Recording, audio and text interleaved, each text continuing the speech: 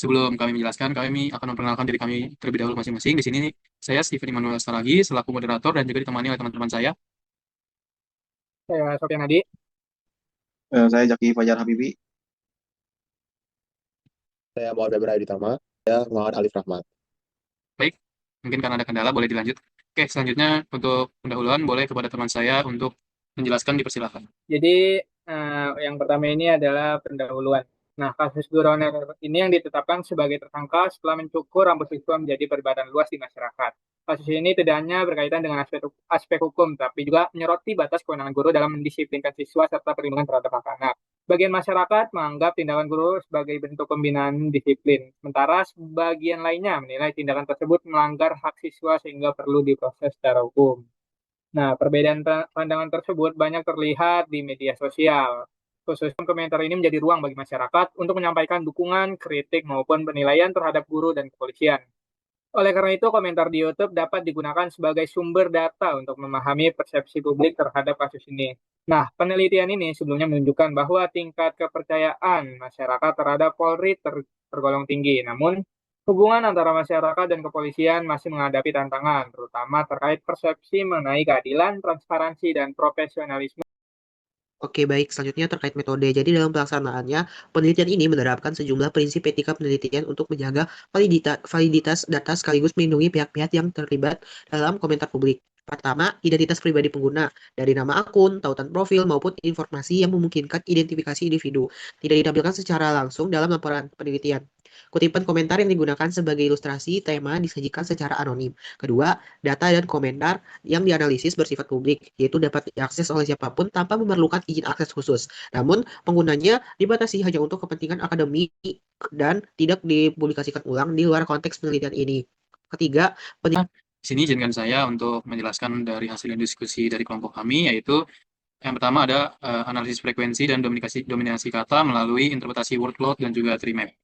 Jadi word cloud adalah metode visualisasi data yang menyajikan kumpulan kata dalam bentuk grafis, di mana ukuran atau ketebalan setiap kata itu ditentukan berdasarkan frekuensi kemunculan dalam sebuah teks.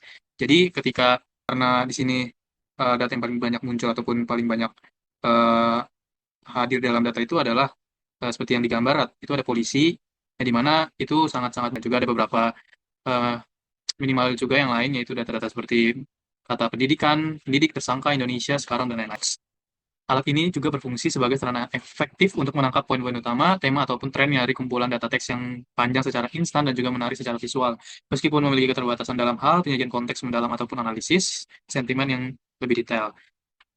Remap itu juga adalah teknik visualisasi data hierarkis yang mempresentasikan struktur bertingkat menggunakan kumpulan persegi panjang yang bersarang, di mana luas area setiap persegi panjang ditentukan oleh proporsi nilai numerik dari data tersebut, dengan menempatkan kategori induk sebagai wadah subkategori di dalam metode. Di dalamnya, metode ini memungkinkan pengguna untuk membandingkan distribusi secara kuantitatif, secara intuitif, dan juga dalam ruang yang terbatas, hingga sangat efektif jika digunakan untuk menonjolkan bagian yang paling dominan dalam sebuah dataset secara kompleks. Nah, meskipun kurang ideal untuk menampilkan perubahan data dari waktu ke waktu atau nilai yang memerlukan presisi angka secara mendetail. Yang bisa dilihat di sini ada gambar dari tree map-nya, yang dimana polisinya itu adalah data yang paling banyak dalam numerik penggunaan tree map ini. Dan juga ada kata kedua, ada Indonesia, tersangka, dan juga mendidik. Jadi, Trimap ini adalah teknik visualisasi data yang dikata yang mempresentasikan struktur bertingkat menggunakan kumpulan persegi panjang yang bersarang, di mana luas area setiap persegi panjang ditentukan oleh proporsi nilai numerik dari data tersebut. Nah, dengan menempatkan kategori induk sebagai wadah bagi subkategori di dalamnya, metode ini memungkinkan pengguna untuk membandingkan distribusi kuantitatif secara intuitif dalam ruang terbatas, sehingga sangat efektif digunakan untuk menonjolkan bagi yang paling dominan dalam sebuah database kompleks. Nah, Jadi kesimpulannya adalah penelitian ini menunjukkan bahwa komentar masyarakat di YouTube didominasi oleh pembahasan mengenai tindakan kepolisian, status guru terbang sebagai tersangka, dan peran guru dalam mendisiplinkan siswa.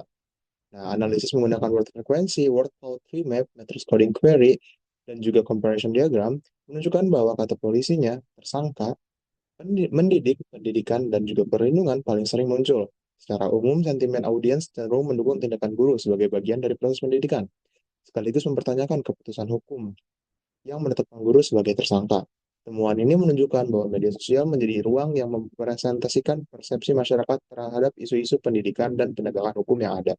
Mungkin cukup sekian presentasi dari kelompok kami. Kurang lebihnya mohon maaf. Wassalamualaikum warahmatullahi wabarakatuh.